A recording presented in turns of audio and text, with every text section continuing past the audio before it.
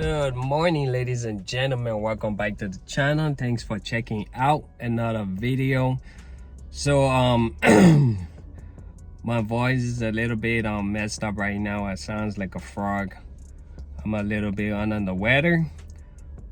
So usually once a day, I usually go through all the comments that people usually leave on most of my videos and try to respond to them. So yesterday I was going through and somebody left this comment right here, and I seen it and I thought to myself, so yeah guys, so that's what this video is gonna be about. Like I said, I'm gonna be answering the question that was left on this video right here. I made 2.5 years ago, after maybe about 6 months of ownership. So I bought the car in 2019 for $30,000. So if I was to sell it right now, I probably would get a pretty good profit. Even though it's 2015, if you look at the market right now, you could still see 2015 goes for anywhere from $30,000 to about $40,000. But like I said, this is my favorite car, my dream car. If I was to sell this car, I'd really not sure what I will replace it with, and I'm kind of a holder, so I'm just gonna keep it for a while. And so when I bought the car in 2019, it had 53,000 miles on it, and right now I am at 70. So over the last 3 years, I had put about 17,000 miles on the car, and I do drive the car as much as I can. Being that I have a family and a full-time job, I don't drive it as much as I would like to, but I do track the car. I've been to about 8 track days, and I do a lot of canyons, drive as much as I can. So how much does it cost me annually? So like I said, I paid 30 grand for the car, and my monthly payment is right around about $520.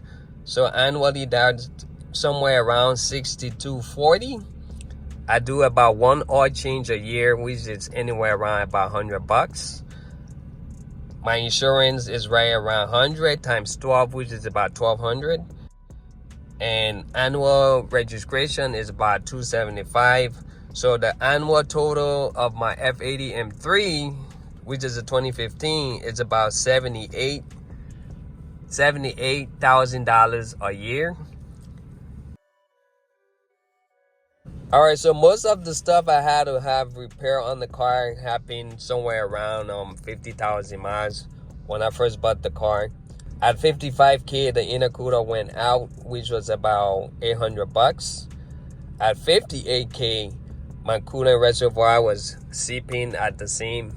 You guys know this BMW coolant reservoir never lasts that long. And also at 68K, which was, man, maybe about 3 months ago or so, my valve cover was leaking. So within the last 3 years of ownership, I had to replace my valve cover, coolant tank, and intercooler. For just those maintenance items, ran me about $1,500, and that's pretty much all the problems I have had with this car. When I did my valve cover, I choose to upgrade my crank hub because I figured that's pretty much half the job. But was it really needed? Not sure. It's to each his own. It was just for peace of mind. I know a lot of people have a lot of negative, and usually all you hear is the bad, and nobody ever talk about the good things about this car. So I know there's been quite a few F80 which has had crank hub problems, some of them tuned and some of them stock.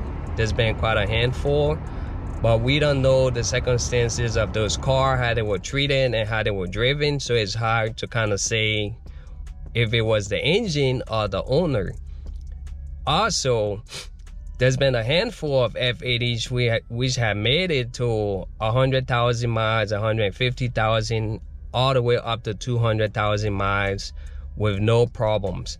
Some of them mildly tuned, probably about 500 horsepower to probably about 550, and some of them bone stock, and they made it all the way to 200,000.